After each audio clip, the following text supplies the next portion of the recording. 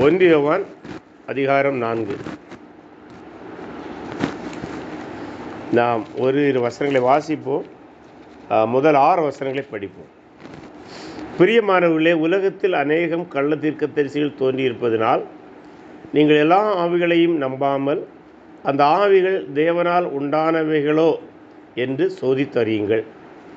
தேவனுடைய ஆவியை நீங்கள் எதனாலே அறியலாம் என்றால், மாம்சத்தில் வந்த இயேசு கிறிஸ்துவை அறிக்கை பண்ணுகிற எந்த ஆவியும் தேவனால் உண்டாயிருக்கிறது.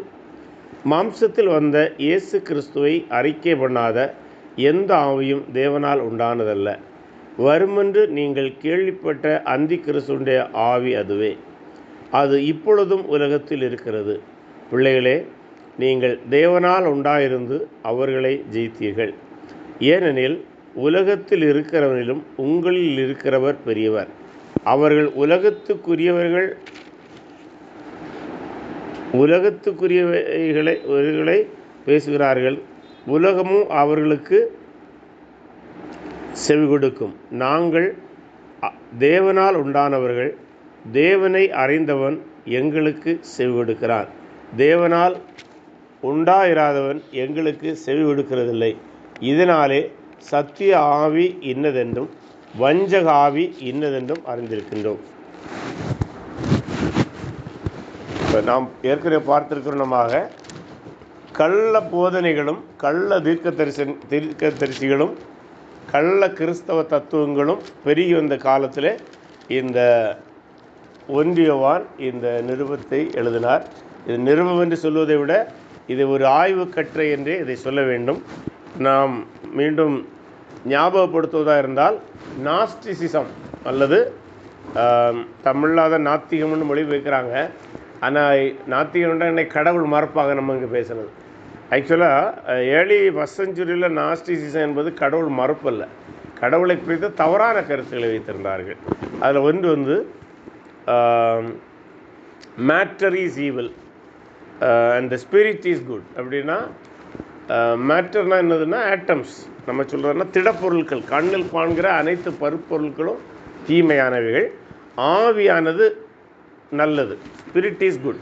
அந்த தத்துவத்தினுடைய இதை வச்சுட்டு அவங்க என்ன சொல்ல வருவாங்கன்னா, ஸ்பிரிட் கனாட் பி டிஃபைல்டு. அப்படின்னா நம் சரீரத்தில் செய்கிற எந்த பாவமுமே நம்முடைய ஆவியை தாக்காது, ஆவி எப்போவுமே நல்லதாக தான் இருக்குங்கிற தத்துவம் தான் இந்த நாஸ்டிசிசத்தினுடைய ஒரு கோட்பாடு. அதே போல் டெசர்டிசிசம் என்கிறதான இன்னொரு கோட்பாடும் இந்த காலகட்டத்தில் இருந்தது. அது என்ன சொன்னதென்றால், காட் cannot have பாடி. கடவுளுக்கு சரீரம் இருக்காது, சரீரம் இருக்க முடியாது. ஆகவே இயேசு சரீரத்தில் வந்தபடியினால் அவர் எப்படி தேவனாக இருக்க முடியும் என்பதுதான் கேள்வி. அப்போது குறிப்பாக இந்த டெசர்டிசத்துக்கு தான் அவர் இங்கே பதில் கொடுக்குறார், மற்றதுக்கும் பதில் கொடுக்கலன்னு சொல்ல முடியாது.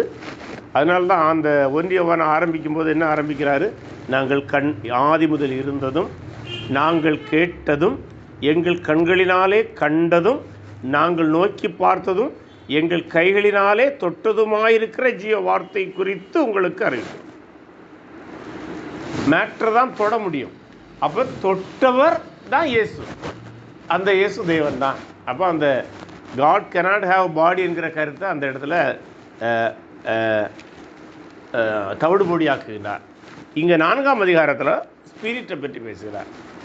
ஏன்னா நம்ம நாஸ்டிசத்தில் ஒரு கோட்பாடு ஸ்பிரிட் இஸ் குட். அப்போது இங்கே என்னன்னா, spirit is good, but which spirit is good, அந்த விதமான ஒரு அப்ரோச்சுக்குள்ளே போகிறார். அதனால தான் 1ஆம் வசனத்திலே அவர் சொல்கிறாரு, பிரியமானவர்களே, உலகத்தில் அநேகம் கள்ள தீர்க்கதரிசிகள் தோன்றியிருப்பதினால் நீங்கள் எல்லா ஆவிகளையும் நம்பாமல் அந்த ஆவிகள் தேவனால் உண்டானவைகளோ என்று சோதித்தறி. ஒன்று புரிந்து கொள்ள வேண்டும், உலகத்தில் அநேகம் கள்ள தீர்க்கதரிசிகள். இந்த ஃபர்ஸ்ட் செஞ்சுரியில் நம்ம கிறிஸ்தவ டெர்மினாலஜி இங்கே பார்த்தீங்கன்னா, தீர்க்கதரிசிகள் போதகர்கள் ரெண்டுமே ஒரே என்ன சொல்லுது சினானிமஸ் தான், சினானிமஸாக பயன்படுத்தப்பட்டது. அதாவது ஒரே பொருளை குறிக்கக்கூடிய 2 வார்த்தைகள். போதகர்கள் என்று சொல்லலாம், கள்ள தீர்க்கதரிசிகள்னு சொல்லலாம், அல்லது தீர்க்கதரிசிகள் என்ன சொல்லலாம், போதகர்கள்னு சொல்லலாம். ஆகவே கள்ள தீர்க்கதரிசிகள் என்றால் கள்ள போதகர்கள் என்று நாம் புரிந்து கொள்வது நன்றாக இருக்கும். அப்போது கள்ள தீர்க்கதரிசிகள் கடைசி காலத்தில் தோன்றுவார்கள் என்று அல்ல, முதல் நூற்றாண்டிலே கள்ள தீர்க்கதரிசிகள் இருந்தார்கள். முதல்ல அதை புரியணும். அடுத்தது, இந்த கள்ள போதனைகள் அல்ல கள்ள தீர்க்கதரிசிகள் போதனைகளால் சபையிலே குழப்பம் உண்டானது, கிறிஸ்தவர்களுக்குள்ளாக கேள்வி உண்டானது. எது சரி? ஏன்னா இந்த ஒன்றியவானெல்லாம் எழுதும்போது ஏகதேசம் முதல் நூற்றாண்டை கடைசி பகுதிகள் 80 கிபி 80 அளவிலாக வருகிறது. 80க்கு மேலே தான் சொல்லுவாங்க. சரி, எப்படி இருந்தாலும் அதில் பாருங்கள், நீங்கள் எல்லா ஆவிகளையும் நம்பாமல் அப்படின்னா என்ன அர்த்தம்? ஃபர்ஸ்ட் ஆஃப் ஆல் ஆவியை பார்க்க முடியாது. அப்போ என்ன எல்லா ஆவிகளையும் நம்பாமல்னா என்ன சொல்கிறாரு? இப்போ ஒரு மனிதனுடைய வாயிலிருந்து வருகிற வார்த்தைகள், அவனுடைய போதனைகள் அவனுக்கு உள்ளாக இருக்கிறதான ஸ்பிரிட்டை வெளிப்படுத்தும் இல்லையா? நம்ம என்ன சொல்லலாம், ஆண்டவராக இயேசு கூட என்ன சொன்னார், இருதயத்தின் நிறைவினால். அப்போ இருதயத்தில் நல்ல ஆவி இருந்தால் நல்ல வார்த்தைகள் வரும், கெட்ட ஆவி இருந்தால் கெட்ட வார்த்தைகள் வரும். ஸோ அந்த முதல்ல பேசுகிறார். அதுதான். அப்போ எல்லா ஆவிகளையும் நம்பாமல், எல்லா போதனைகளையும் நம்பாமல், எல்லோரும் போதிப்பதை அப்படியே நம்பாமல், அந்த ஆவிகள் அதில் தான் தேவனால் உண்டானவளோ என்று சோதித்தறியுங்கள். இந்த 3வது அதிகாரம் 24 வசனத்தை படிங்களா? அவருடைய கட்டளைகளை கைக்கொள்கிறவன் அவரில் நிலைத்திருக்கிறான், அவரும் அவனில் நிலைத்திருக்கிறார். அவர் நம்மில் நிலைத்திருக்கிறதே அவர் நமக்கு தந்துள்ள ஆவியினாலே அறிந்திருக்கிறேன். அவர் தந்துள்ள ஆவியினாலே. தந்தரில் ஆவி அது பரிசுத்த ஆவியாக தானே இருக்கணும்.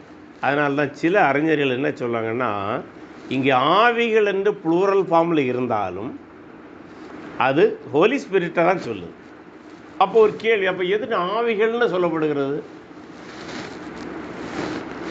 அந்த போதகர்களுக்குள்ளாக செயல்படும் போது, ஏன்னா போதகர்கள் பலர் இருக்கிறார்கள் அல்லவா? ஸோ அதனால் அந்த வேடம் அங்கே பயன்படுத்தப்படுகிறே தவிர, ஏன்னா எல்லாருக்குள்ளாகவும் பரிசுத்த ஆவியானவர் செயல்படுகிறார். அதனால தான் அது ப்ளூரலில் சொல்லப்பட்டுள்ளது என்று சில அறிஞர் சொல்கிறார்கள்.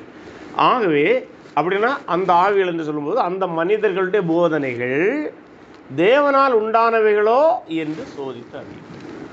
இப்போ அடுத்த கேள்வி, இன்றைய கிறிஸ்தவமும் இந்த இடத்துல தான் திணறிக் கொண்டிருக்கிறது.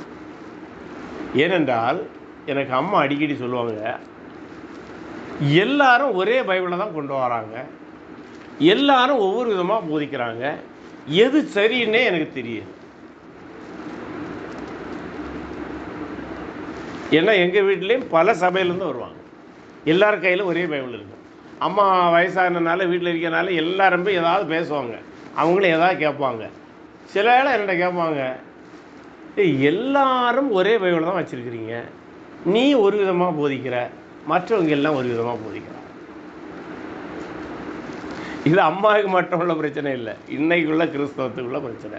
முதல் நூற்றாண்டுலேயும் இந்த பிரச்சனை கொஞ்சம் இருந்தது. அதனால தான் சொல்ல, நீங்கள் கண்டுபிடிக்கணும், நீங்கள் சோதித்தறியணும், எது சரி எது தப்பு, எந்த போதனை சரி எந்த போதனை தவறு, எது பரிசுத்த ஆவியினுடைய செயல்பாட்டினால் வந்த போதனை, எது பரிசுத்த ஆவி இல்லாமல் அந்தி கிறிஸ்துவின் ஆவியினால் வந்த போதனை என்பதை நம்ம சோதித்தறியணும்.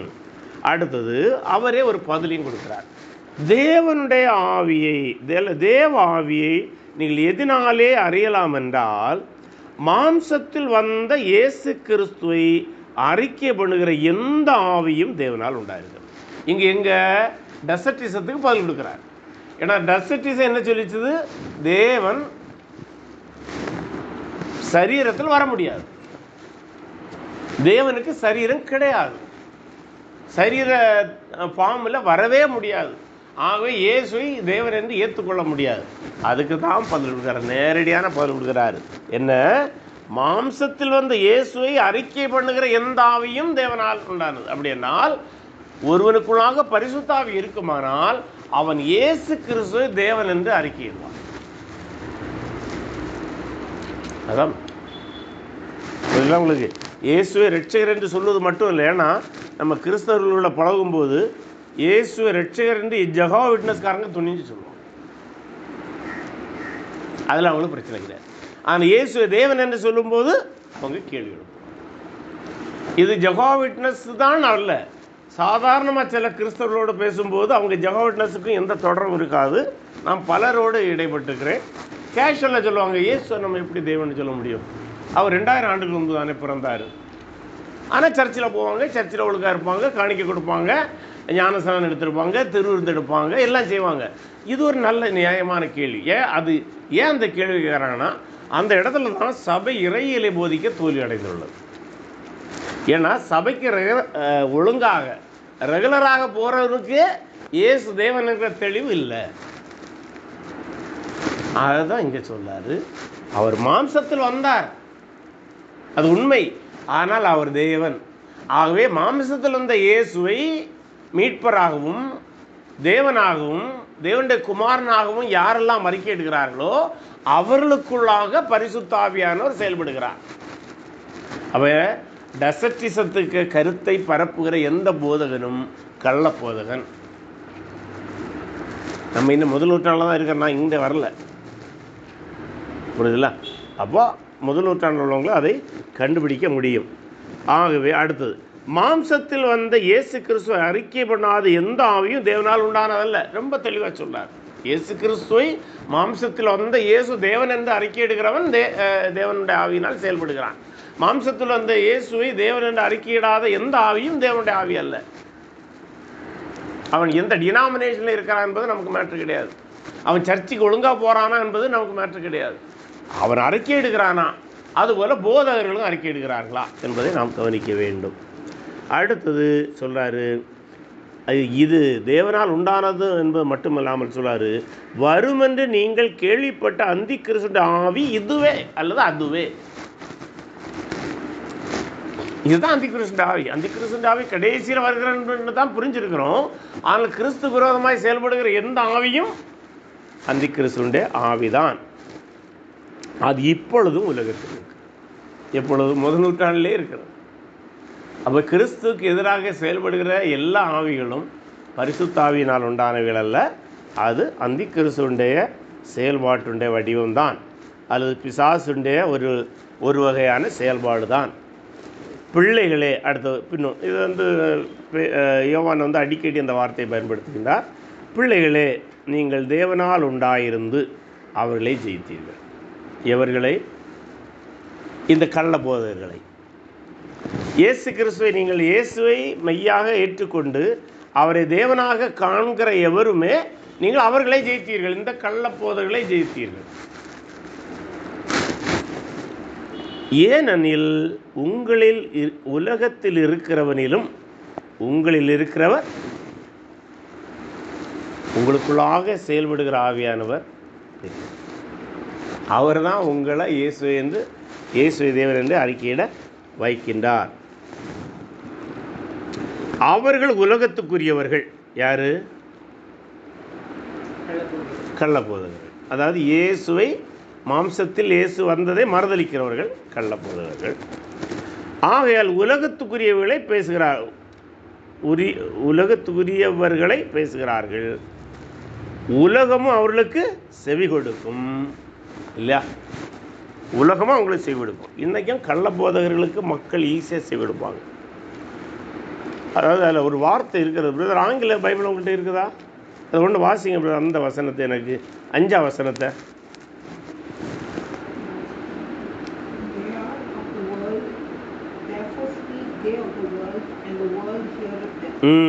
அப்போ என்னென்னா அதில் நுட்பமாக பார்த்தா நம்ம பல வேளை அந்த வசனத்தை கவனமாக தவறாக பிரசங்கம் பண்ணுவோம். என வாயில் கூட அந்த வார்த்தை அப்படி மாறி வந்திருக்குது. உலகத்துக்கு உரியவைகளைன்னு பேசுவோம். ஆனால் அங்கே வார்த்தை எனக்கு உலகத்துக்கு உரியவர்களை. That means they also speak somebody else, not Jesus Christ. அப்படியானால் அவர்கள் மனிதனை குறித்து பேசுவார்கள், கிறிஸ்துவை குறித்து பேச மாட்டார்கள். இன்றைக்கும் இந்த கள்ள போதனைகளை பாருங்கள், they will always promote themselves, அல்லது ஒரு மனிதனை குறித்து பேசிக்கொண்டே இருப்பார்கள். அதனால்தான் அவர்கள் மனிதர்களை குறித்தே பேசிக்கொண்டிருப்பார்கள். உலகம் அவர்களுக்கு செவி கொடுக்கும். இந்த இடத்துல உலகம் என்பது அன்பிலீவிங் வேர்ல்டு, அன்பிலீவர்ஸ் அந்த இடத்துல உலகம் என்று சொல்லப்படுது. உலகமும் அவர்களுக்கு செவி கொடுக்கும். அடுத்தது, நாங்கள் தேவனால் உண்டானவர்கள். அருமையான வார்த்தை பேசுகிறார். நாங்கள் தேவனால் உண்டானவர்கள். அப்போ நாங்கள் தேவனால் உண்டானவர்கள் சொல்லியதுக்கு அதுக்கு விளக்கத்தை அடுத்து சொல்கிறாரு. தேவனை அறிந்தவன் எங்களுக்கு செவி கொடுக்கிறான். உலகத்தை அறிஞ்சவன் அவங்களுக்கு கள்ளக்கு போகிறவர்களுக்கு செவி கொடுக்கிறான். தேவனை அறிந்தவர்கள் எங்களுக்கு செவி கொடுக்கிறான். எங்களுக்கு என்ன செவி கொடுக்கிறான்? இயேசு கிறிஸ்து மாம்சத்தில் வந்த இயேசு கிறிஸ்து, மரித்து உயிர்த்தெழுந்த இயேசு கிறிஸ்து தேவன் என்று அறிக்கையிடுகிறான். தேவனால் உண்டாயிராதவன் எங்களுக்கு செவி கொடுக்கிறதில்லை. இதனாலே சத்திய ஆவி இன்னதென்றும் வஞ்சகாவி இன்னதென்றும் அறிந்திருக்கிறோம். அந்த பேசேஜ் முடியுது. நல்லாவி கெட்டாவி அல்ல பரிசுத்தாவியை குறித்து கண்டுபிடிப்பது அப்படின்னு தொடங்குறாரு. எல்லா பதிலையும் சொல்லிட்டு சொல்கிறாரு. இப்படி பார்த்தீங்கன்னா இயேசு கிறிஸ்துவை தேவன் என்று அறிக்கை செய்கிற ஆவிகள் எல்லாம் பரிசுத்த ஆவியுடைய செயல்பாடு, மற்றவர்கள் எல்லாம் வஞ்சக ஆவிகள் என்று சொல்லுவோம். அப்போது இந்த பேசேஜிலேருந்து நம்ம இன்னைக்கு பார்க்குறதா இருந்தால் நாம் கிறிஸ்துவை எந்த அளவுக்கு புரிந்திருக்கிறோம் தான் முக்கியம். அதனால தான் நீங்கள் பேதுருக ரைட்டிங்காக இருக்கட்டும், பவுலுக ரைட்டிங்காக இருக்கட்டும், அவங்க ரெண்டு பேரும்ட்டுமே ஒரு ஃப்ரேஸ் அவங்க எழுதியிருப்பாங்க, கிறிஸ்துவை அறிகிற அறிவிலே வளருங்கள். அதாவது நம்ம எந்த அளவுக்கு பர்சன் ஆஃப் கிரைஸ்ட், கிறிஸ்துவை குறித்து மேலும் மேலும் அறிகிறோமோ அதுதான் கிறிஸ்தவ வாழ்க்கை. அந்த கிறிஸ்துவ அறியாமல் வெறும் இறையியலை புரிவதனாலும் எந்த பயன் இருக்க போதில்லை. அதனால தான் பலவேளை நல்ல இறையியல் படித்து விழுந்து போயிருப்பாங்க. காரணம் என்னென்னா அதை தத்துவமாக படிச்சிருப்பாங்க. ஆனால் பைபிள் நமக்கு சொல்லுவது கிறிஸ்து என்கிற அந்த மனிதரை, கிறிஸ்து வெளிப்பட்ட தேவனை, அந்த இரட்சகரை தான் நம்ம அறிவோம். அதுதான் நமக்குள்ள ஆவியானுடைய செயல்பாட்டை தெளிவுபடுத்தும். சரி, தொடர்ந்து படிக்கும்போது, பிரியமானவர்களே, ஒருவரில் ஒருவர் அன்பாக இருக்க கடவோம். இப்போ அந்த ஃபோக்கஸை இறையிலிருந்து நேரே வாழ்வியலுக்கு போகிறார். வாழ்வியல்னு சொல்லும்போது பொதுவாக புரிஞ்சுக்கிடுங்க, கிறிஸ்தவ இறையியல் என்பதே வாழ்வியலோடு தொடர்புடையது. அதனால தான் அதில் ஒன்று இந்த அன்பை குறித்து இந்த பேசேஜில் பேசுகிறார். இனி வருகிறது அப்படிதான் போது ஒரு விதத்தில் சொல்லும்போது யோவானுக்கு ஃபேவரைட், அவருக்கு காஸ்பல்லையும் அவர் அன்பை பற்றி தான் எழுதியிருப்பார், இங்கே தான் எழுதுகிறாரு. அது அவருக்கு ஃபேவரைட் டாப்பிக்கு. பிரியமானவர்களே, ஒருவரில் ஒருவர் அன்பாக இருக்க கடவோம். ஏனெனில் அன்பு தேவனால் உண்டாயிருக்கிறது. அன்புள்ள எவனும் தேவனால் பிறந்து அவரை அறிந்திருக்கிறான். அன்பில்லாதவன் தேவனை அறியான், தேவன் அன்பாகவே இருக்கிறார். ரொம்ப ஈஸியானதான், அதனால் வாசித்துட்டு கடைசியில் சம்மரியாக சொல்கிறேன். தம்முடைய ஒரே பேரான குமாரனாலே நாம் பிழைக்கும்படிக்கு தேவன் அவரை இவ்வுலகத்திலே அனுப்பினால் தேவன் நம்மேல் வைத்த அன்பு வெளிப்பட்டது. நாம் தேவனிடத்தில் அன்பு கூர்ந்ததினால் அல்ல, அவர் நம்மிடத்தில் அன்பு கூர்ந்து நம்முடைய பாவங்களை நிவர்த்தி செய்கிற கிருபாதார பலியாக தம்முடைய குமாரனை அனுப்பினதினாலே அன்பு உண்டாயிருக்கிறது. பிரியமானவர்களே, தேவன் இவ்விதமாய் நம்மிடத்தில் அன்பு கூர்ந்திருக்க நாமும் ஒருவரிடத்தில் ஒருவர் அன்பு கூற கடனாளியாக இருக்கிறோம். தேவனை ஒருவனும் ஒருபோதும் கண்டதில்லை. இது அவர் யோவான் சுவிசேஷத்தில் இதை எழுதியிருந்தார். நாம் ஒருவரிடத்தில் ஒருவர் அன்பு கூர்ந்தால் தேவன் நமக்குள் நிலைத்திருக்கிறார், அவருடைய அன்பும் நமக்குள் பூரணப்படும். அதாவது இந்த பேசேஜில் அவர் அன்பை பற்றி பேசும்போது 4 காரியங்களை அல்ல 4 டெஃபனேஷனை கொடுக்குறாருன்னு சொல்ல முடியும். ஒன்று, காட் இஸ் லவ். எந்த வசனம்? 8ஆம் வசனத்தில் தேவன் அன்பாக இருக்கிறார் என்று தேவனுடைய ஒரு அட்ரிபியூட்ஸை சொல்கிறார்.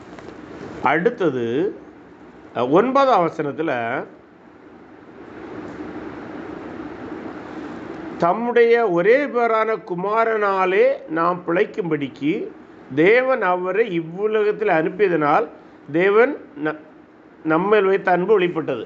இது யோவான் 3:16 ரிஃப்ளெக்ஷன் தான். புரியுதுங்களா? அப்போது இந்த இடத்துல என்ன சொல்லலாம்னா, God is love. Second definition is God sent his son out of his love. அன்பு நிமித்தம் தான் குமாரனை அனுப்பினார். இப்போது உதாரணத்துக்கு தேவனுக்கு அன்பில்லை என்று வைத்து கொண்டால் இயேசுவை இந்த பூமிக்கு அவர் அனுப்பியிருக்க மாட்டார். ஆகவே இயேசுவை இந்த பூமிக்கு அவர் அனுப்பினது தேவன் அன்புள்ளதுக்கு ஒரு சான்று. அடுத்தது அந்த சான்று மட்டும் இல்லை, மூன்றாவது ஒரு சான்றை தருகின்றார். அது 10ஆம் வசனம்.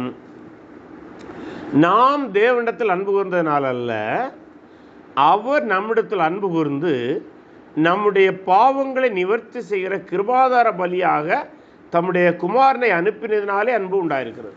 பாருங்க, காட் இஸ் லவ். அந்த அன்பினால் கிறிஸ்துவை அனுப்பினார். ஆனால் கிறிஸ்துவ அனுப்பினது மட்டுமல்ல, அல்லது அதோடு அவருடைய அன்பு முடிந்து போகவில்லை. நம்முடைய பாவங்களுக்கு பிராயச்சித்தமாக, பரிகாரமாக, பதிலாக கிறிஸ்துவை கொடுக்கிறார். அவர் அந்த அன்பை அவர் எவ்வளோ அழகாக கொண்டு போகிறார் பாருங்க. காட் இஸ் லவ்னு மொட்டை விடலை. இன்னைக்கு சிலையில் இந்த அன்பை பற்றி பிரசங்கம் பண்ணுற அநேகர் பிரசங்கம் பண்ணியிருக்கிறாங்க. அநேகரை நான் கேட்டுக்கிறேன்.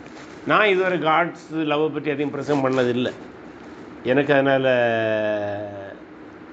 நான் அதில் ரொம்ப போனதில்லை. வேறு அநேகர் பிரசங்கம் பண்ணியிருக்கிறேன், டீச் பண்ணியிருக்கிறேன். ஆனால் அந்த காட்ஸ் லவ்வை பற்றி அதிகம் பிரசங்கம் பண்ணதில்லை.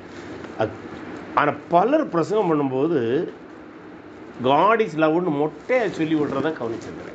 அடுத்த நேரடியாக எங்கே வந்துடுவாங்கன்னா, நம்ம அதனால் அன்பாக இருக்கணும்னு வந்துடுவாங்க. தவறு ஒன்றும் இல்லை, கரெக்டு தான். ஆனால் இந்த பேசேஜில் காட்ஸ் லவ் ஒரு 4 விதமாக மேனிஃபெஸ்ட் பண்ணுறதை காட்டுறார். அதை நம்ம சொல்லணும்.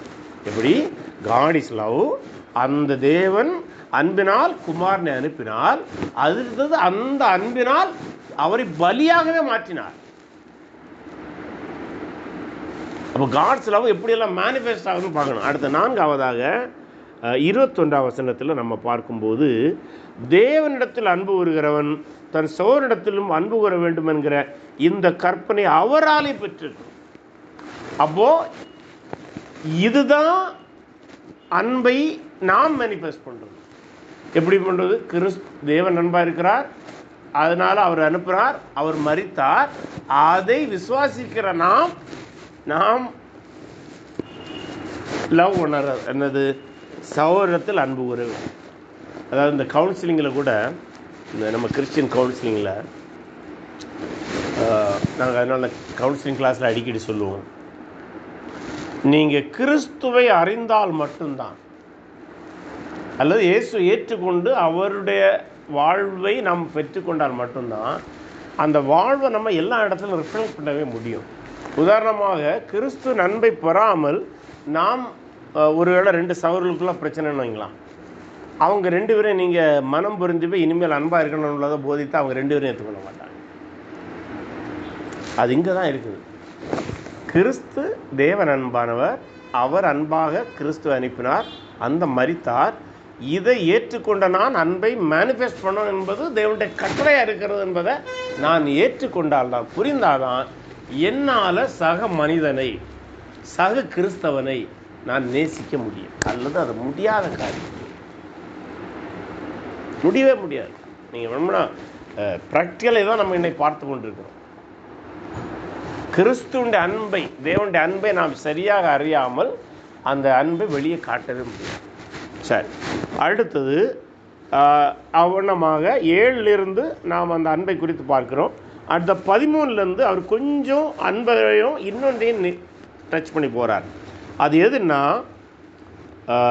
நம்ம 12ஆம் வசனத்தில் ஒரு வார்த்தை படித்தோம்ல, நிலைத்திருக்கிறார், அபைடிங். அந்த அபைடிங் இன் கிரைஸ்ட் அல்லது அபைடிங் இன் காட், அதை பற்றி பேசுகிறார். அந்த அன்பு இருந்தால் அது எப்படி அபைட் ஆகும் என்பது பேசுகிறார். அவர் தம்முடைய ஆவியில் நமக்கு தந்தளினாலே நாம் அவரிலும் அவர் நம்மிலும் நிலைத்திருக்கிறதை அறிந்திருக்கிறோம். பாருங்க, இதெல்லாம் நம்ம கிறிஸ்துவை அறிந்தோம் என்றால் ஆவியானவர் நமக்குள்ள என்ன சொல்லுவார் தெரியுமா? நீ கிறிஸ்துக்குள் இருக்கிறாய்ங்கிறத அவர் கற்றுத்தருவார். அவரும் முன்னில் இருக்கிறார் என்பதை கற்றுத்தருவார். அந்த இயேசு ஒரு யோவான் சுவிசேஷம் 7ஆம் அதிகாரத்தில் நினைக்கிறேன், அங்கே ஜெபம் பண்ணும்போது என்ன சொன்னார்? நீர் என்னிலும் நான் அவர்களில் அந்த கருத்தை அங்கே ரிஃப்ளெக்ட் பண்ணுறாரு. ஒருத்தர் சொல்லும்போது காஸ்பலில் அவர் யோவான் சுவிசேஷத்தில் என்ன சொன்னாரோ இங்கே அதை ரிஃப்ளெக்ட் ஆகிட்டே இருக்குது. இப்போ ஒரு கேள்வி நம்மளை பார்ப்போம். நம்முடைய இருதயத்துக்குள் தேவன் என்னில் நிலைத்திருக்கின்றார், நான் தேவனுக்குள் இருக்கிறேன்கிற எண்ணம் இருக்கிறதா? இருக்கணும். இதுதான் கிறிஸ்தவ விசுவாசம். புரிஞ்சல உங்களுக்கு? சரி, பிதாவானவர் குமாரனை உலக இரட்சகராக அனுப்பினார் என்று நாங்கள் கண்டு சாட்சியிடுகிறோம். மீண்டும் எங்கே போகிறார் தெரியுமா? அந்த காடி ஸ்பிரிட் அது மாம்சத்தில் வர முடியாதுன்னு சொன்னார்ல, அதுக்கு பதில் கொடுக்குறார். நாங்கள் கண்டு சாட்சியிடுகிறோம். இயேசுவானவர் தேவனுடைய குமாரன் என்று அறிக்கை பண்ணுகிற எவனோ அவனில் தேவன் நிலைத்திருக்கிறார்.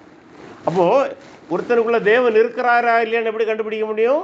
அவன் கிறிஸ்துவை தேவன் என்று அறிக்கையிடணும். அப்போ கிறிஸ்துவை தேவன் என்று அறிக்கையிடாத ஒரு சபை பிரிவு இருக்குமானால், அல்ல ஒரு கிறிஸ்தவன் இருக்குமானால், அவனுக்குள்ள யார் இல்லை? கிறிஸ்து இல்லை, தேவன் இல்லை. இதெல்லாம் நம்ம கண்டுபிடிக்கலாம். அதாவது நம்ம நியாயம் தீர்க்க போக வேண்டிய தேவை கிடையாது, பட் நமக்கு அடையாளங்கள் கண்டுபிடிக்க முடியும். அடுத்தது, அவனும் தேவனில் நிலைத்திருக்கிறான். தேவன் நம்மேல் வைத்திருக்கிற அன்பை நாம் அறிந்து விசுவாசித்திருக்கிறோம். தேவன் அன்பாகவே இருக்கிறார். அன்பில் நிலைத்திருக்கிறவன் தேவனில் நிலைத்திருக்கிறான், தேவனும் அவனில் நிலைத்திருக்கிறார். அதான் அபைடிங். இந்த அன்பு எப்படி அபைட் என்பதை பேசிக்கொண்டே இருக்கின்றார். நியாய தீர்ப்பு நாளிலே நமக்கு தைரியம் உண்டாயிருக்கத்தக்கதாக அன்பு நம்மிடத்தில் பூர்ணப்படுகிறது. ஏனென்றால் அவர் இருக்கிற பிரகாரமாக நாமும் இவ்வுலகத்தில் இருக்கிறோம். இதில் நியாய தீர்ப்பு நாள் என்பது நம்ம இப்போ கிறிஸ்தவ இறையியலில் நியாய தீர்ப்பை குறித்து விரிவாக படிப்போம். ஆனால் முதல் நூற்றாண்டில் அந்த தெளிவு அவர்களுக்கு இருந்ததா என்றால் கேள்வி. ஆனால் எல்லோருக்கும் ஒரு தெளிவு உண்டு, கடைசியில் ஒரு நியாய தீர்ப்பு உண்டு. ஆக இந்த இடத்துல அவர் அந்த கடைசி நியாய தீர்ப்புங்கிற அந்த பொது நியாய தீர்ப்பை தான் பேசுகிறார். அது அல்லது நம்ம இன்றைக்கு கிறிஸ்தவ இறையில் பல்வேறு நியாய தீர்ப்புகளை வைத்து புரிந்தாலும், எந்த நியாய தீர்ப்பில் நாம் நின்றாலும் கிறிஸ்துவை நாம் சரியாக அறிந்திருப்போமானால் அந்த அன்பே நமக்கு நியாய தீர்ப்பை குறித்த பயத்தை மாற்றிடும். அந்த அன்பு, கிறிஸ்துவை குறித்து நாம் சரியாக அறிந்திருக்கிற அன்பு நியாய தீர்ப்புங்கிற பயத்தை நமக்கு கொண்டு வராது. அதில் ஒரு வேதனையான ஒன்று என்னென்னா, இன்றைக்கு அநேக சபைகளில் பிரசங்கம் பண்ணுறதை கவனிச்சிங்கன்னா, விசுவாசிகளை எப்போதுமே நியாய தீர்ப்பை குறித்து பேசி பேசி பேசி பிரசங்கித்து அவர்களை எச்சரித்து பயப்படுத்தி அவர்களை வளர விடாமல் செய்வதுதான் இன்றைக்கு இருக்கிற கிறிஸ்தவமாக இருக்கிறது. ஆனால் இங்கே என்ன சொல்லு தெரியுமா? நியாய தீர்ப்புனால நீ பயப்படாண்டான்னு சொல்லுது. எதனால? நீ கிறிஸ்துவை அறிந்திருக்கிறதுனால, கிறிஸ்து அன்பில் நீ இருக்கிறதுனால நியாய தீர்ப்பை குறித்து பயப்படான்னா. ஆனால் இன்னைக்கு பிரசங்க நேர தலைகளாக போகுது. இன்னைக்கு கூட காலத்திரண்ட ஒரு நண்பர் ஃபோன் பண்ணி கேட்டார், பழையற்பாடிலேருந்து ஏதோ ஒரு வசனத்தை ஒரு நிகழ்வையும் சொல்லி, ஆகவே நீங்கள் அப்படியெல்லாம் இருந்தால் தான் நீங்கள் ரட்சிப்பை பூர்ணமாக பெற முடியும்னு ஒரு ஆள் பிரசங்கம் பண்ணியிருக்காரு. அதுக்குள்ளே நம்ம ரொம்ப போகவே இல்லை.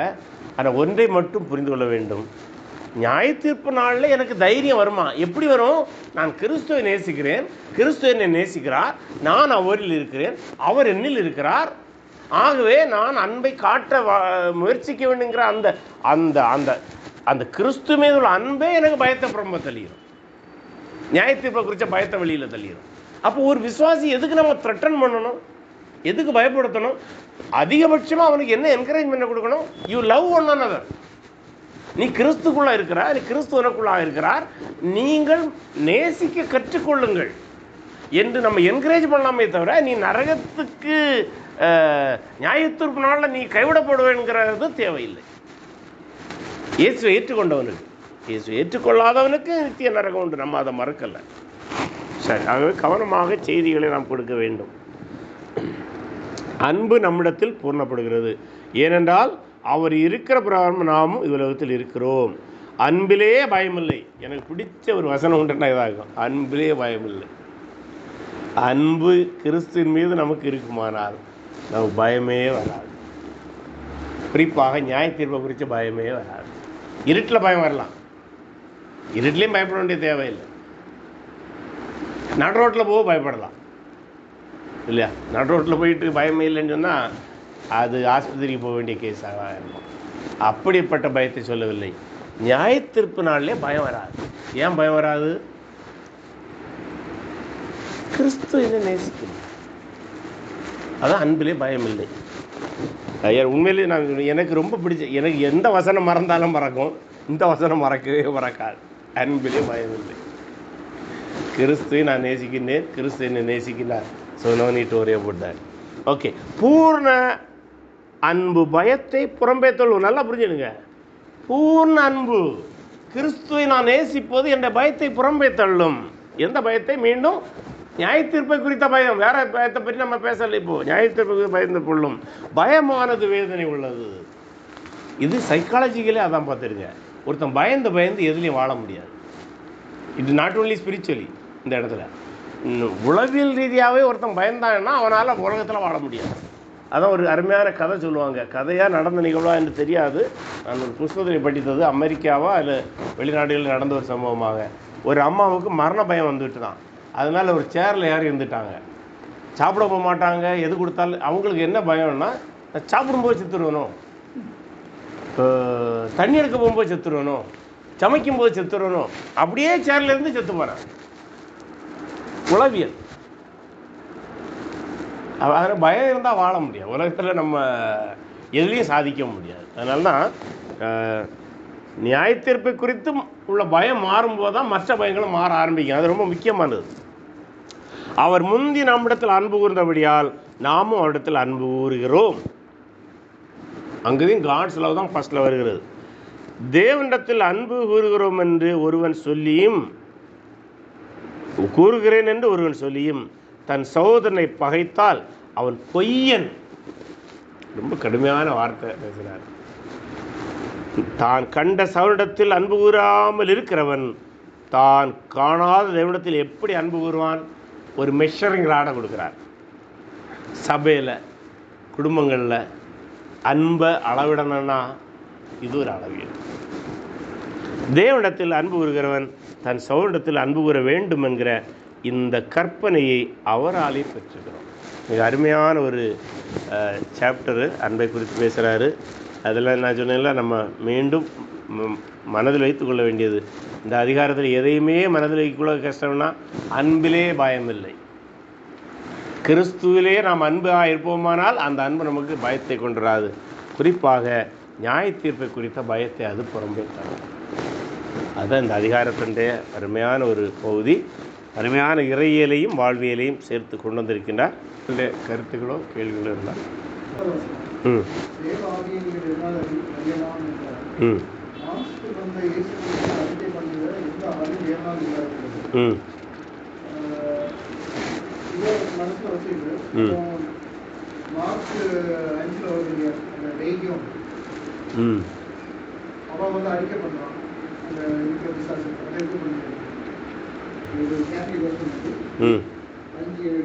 இயேசுவே உன்னத கடவுளின் மகனே, உனக்கு இங்கே என்ன வேலை? கடவுளின் மகனே, கொஞ்சம் வதைக்க வேண்டாம் என்று உரத்த குரலில் கத்தினார். ஏனெனில் இயேசு அவரிடம் தீய ஆவியை இந்த மனிதரை விட்டு போ என்று சொல்லியிருக்கிறார். இந்த மாசத்துல வந்து இயேசு வெரி குட், நல்ல கேள்வி. மாம்சத்தில் வந்து இயேசுவை இயேசு என்று அல்லது தேவன் என்று யார் அறிக்கை செய்கிறா? அசுத்தாவே அறிக்கை. எதனால் அறிக்கைது? அதுக்கு சரியாக தெரியும். Is garden. இங்கே யார்? மனுஷன். மனிதனிடம் செயல்படுகிற தத்துவங்கள் அதாக நம்ம பேசிகிட்டு இருக்கிறோம். இன்னொன்று, நீங்கள் அந்த கேட்ட கேள்விக்கு இன்னொன்று, இந்த ஈவில் ஸ்பிரிட் இருக்குங்களா? நீங்கள் பைபிள்லே வேறு ஒரு இடத்துல 1-2 ரெஃபரன்ஸ் இருக்குங்க. அது எப்போ எல்லாம் தேவ சமூகத்தில் வருதோ அப்போ எல்லாம் உண்மையை தான் பேசும். நல்ல கேள்வி. யோபுக்கு அந்த கதையை படிங்க. தேவ சமூகத்தில் வந்து அது உண்மை தான் போய் பேசலை. So evil spirit will speak the truth in front of God. அதுதான் நீங்கள் சொன்ன சம்பவத்தில் நடந்தது. இங்கே காடை நேரடியாக பார்க்கல. இயேசு கிறிஸ்து மரித்து உயிர்த்தெழுந்து பரலோகத்துக்கு போயாச்சு.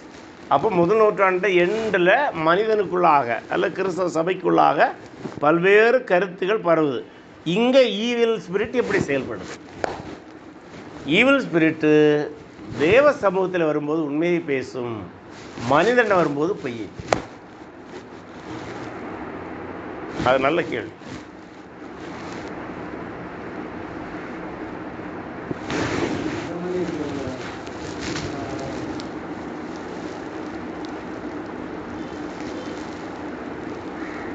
ஒரு ஜென்ம கேள்வி எப்படி புரிஞ்சுக்கணும்?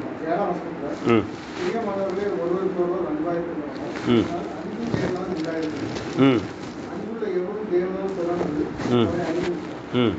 இப்போ 7ஆம் வசனத்தை மட்டும் தனியா புரிஞ்சுக்கணும்னா ஐ திங்க் நிறைய தவறான இன்டர்பிரேஷன் வாய்ப்பு இருக்கு. அதுதான் நான் சொன்னேன். அதாவது அதை மட்டும் எடுத்து தான் சிலர் போகும்போது அந்த அன்பை அவங்க அதான் அந்த பேசேஜில் 7லேருந்து அந்த 12 வரை மற்றும் 21 வரும்போது அந்த லவ் அவர் தியாலஜிக்கலை டிஃபைன் பண்ணிட்டு தான் லைஃபுக்கு வரார். காட் இஸ் லவ் என்பது தியாலஜி. அந்த காட் இஸ் லவ்ங்கிறது தியாலஜியில் எப்படி ரிஃப்ளெக்ட் ஆகுது? கிறிஸ்து அனுப்புகிறார், அது தியாலஜி. அந்த கிறிஸ்து மரித்தார், தியாலஜி. இதை சொல்லிட்டு தான் நீங்கள் லவ் அப்ளை பண்ணணும், அல்லது அந்த பிரச்சனை வரும். நான் அதனால தான் அதை லைட்டாக சொன்னேன். பலர் அதை பண்ணுவாங்க. கரெக்ட், வந்துட்டிங்களா? அதான் பிரச்சனை. அதனால தான் அந்த தியாலஜிக்கல் வியூ ஆஃப் லவ், அன்பினுடைய இறையியல் பார்வை என்ன, அது சொல்ல. நம்ம கிறிஸ்தவத்தை நம்ம மொட்டையை பிரசங்கம் பண்ணி எந்த பயனும் கிடைக்காது. ஒவ்வொரு வார்த்தைக்கு பின்னால் இருக்கிற இறையியல் என்ன, அது எப்படி அன்புங்கிறத இப்போ இன்னும் நம்ம படித்தோம்னா அகாப்பே லவ், இந்த இடத்துல வருது அகாப்பே. நீங்கள் கிரீக் படித்தீங்கன்னா அகாப்பேன்னு வரும். அப்படிதான் நிறைய கிரீக் டெக்ஸ்ட் இருக்கா உங்கள்கிட்ட? அகாப்பேன்னு நினைக்கிறேன். ஆமாம், அகாப்பே தானே இருக்கிறீங்களா? அவங்க எழுதி வச்சுருக்கீங்களா நீங்கள்? சரி, அகாப்பே லவ். அதாவது என்ன சொல்கிறது, சாக்ரிஃபிஷியல் லவ். அந்த லவ் தான் அவர் பேசிகிட்டு இருக்கிறார். அப்போது அன்பு என்பது என்னது? It's a sacrificial love. அன்பு கொடுக்கும், கொடுக்காம அன்பு இல்லை. நம்ம இப்போது அதான் இப்போ ஆக்சுவலாக இனி என்னென்னா, சரி நான் என்னுடைய சகோதரனை நேசிக்கிறேன்னு என்ன அர்த்தம்? I love my brother. John Jebaraj கூட என்ன சொன்னார்? I love my son.